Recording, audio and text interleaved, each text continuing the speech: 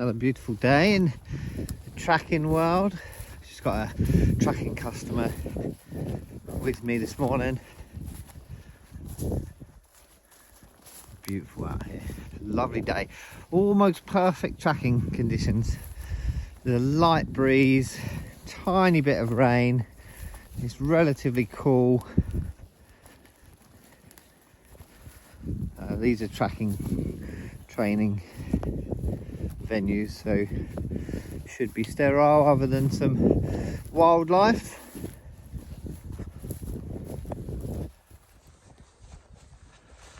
Tracking is one of those incredible tools, sports that you can teach your dog.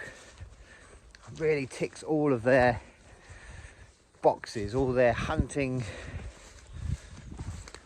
boxes, all their, they're wanting to please you, teamwork, bonding, you name it, boxes. It's great for all dogs, all ages. You can definitely teach an old dog to track.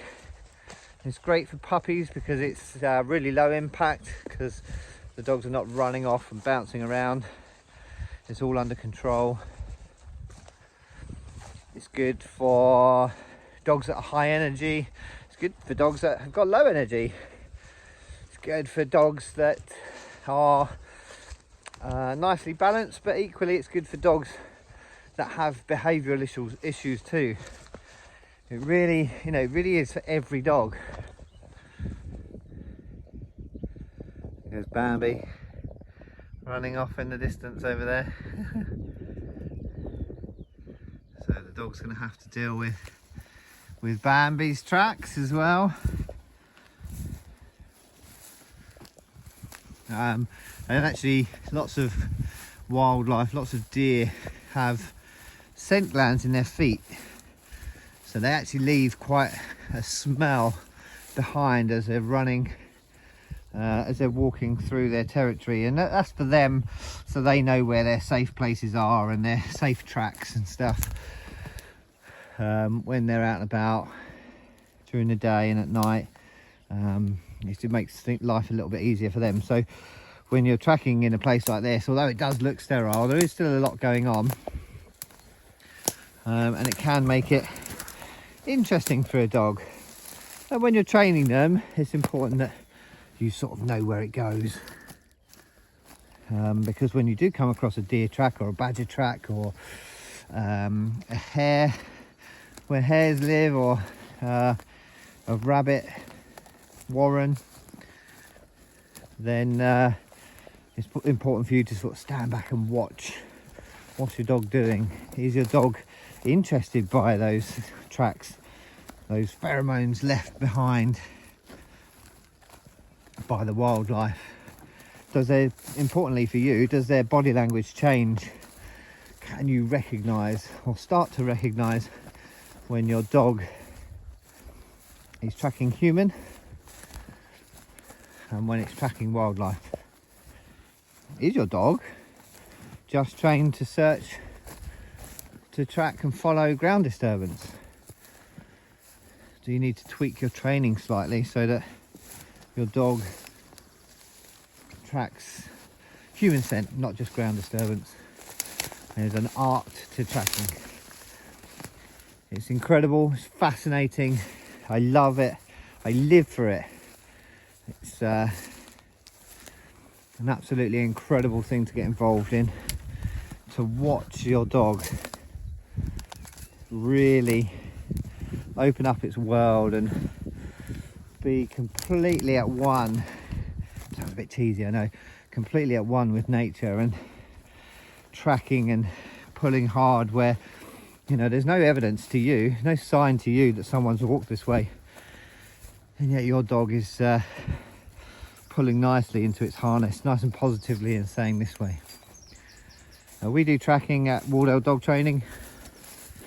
We do one-to-one tracking, we do classes, group classes, we do courses, we do workshops. So if you contact us via the website fabulousfin.com, you get yourself on one of those courses. It really is for all ages, all abilities. Doesn't matter if your dog's done it before in the past or recently. Doesn't matter if your dog's never done it before. I thoroughly recommend you get your dog into tracking. There we go, look, found myself a nice little hiding spot to hide for the dog. I should be out of sight. The wind is slightly in the dog's favour when it comes around that last corner, so hopefully we'll see a nice end to this track.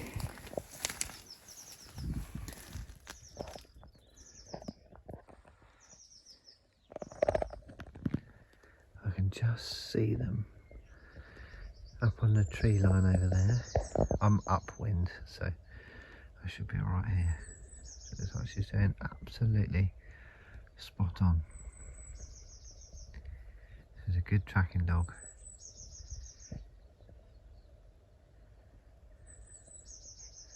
Nose down, nice lead length. I'll be here shortly.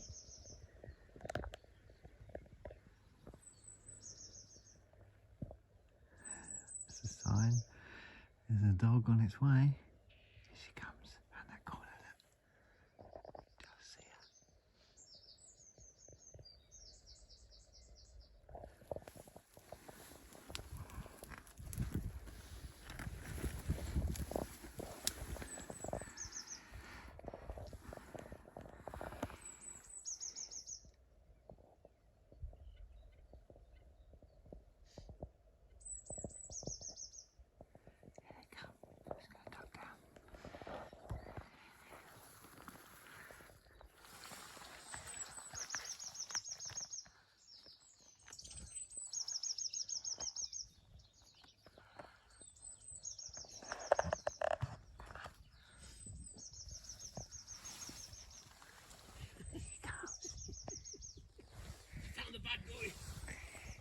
Hey, here she is.